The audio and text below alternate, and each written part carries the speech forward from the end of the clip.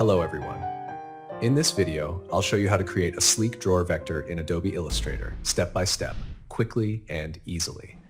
At first glance, it may seem like a complicated task, but by following my steps, you'll be able to create the drawer vector easily, and you can apply the same techniques to other designs as well. Before we begin, I want to give a huge thank you to all of my viewers who support this channel through Patreon and YouTube memberships. This channel exists thanks to your incredible support. If you'd like to support me, you can click the links in the description to join my Patreon community.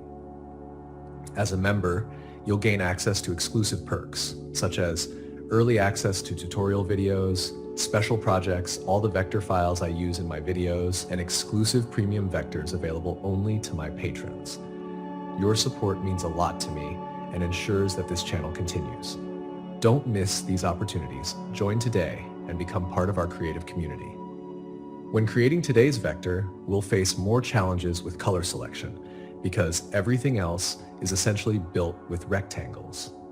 As you'll notice, I duplicate the first rectangle and adjust its size and position to match the desired object. I'll try to achieve the look I want by tweaking the color tones.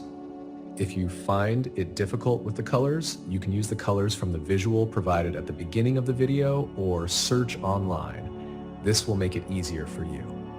This channel is dedicated to teaching you. Instead of searching for custom vectors elsewhere, you'll now be able to create your own for your designs.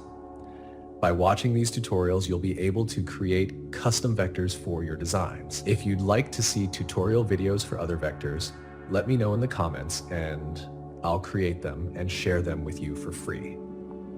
I also want to thank all the loyal followers who consistently watch and comment on our tutorials. Your support motivates me to keep doing this. I'm so grateful to have you here. Also, don't forget to click the links in the description to join our Telegram, WhatsApp, and Discord groups, where you can stay updated with all the latest news.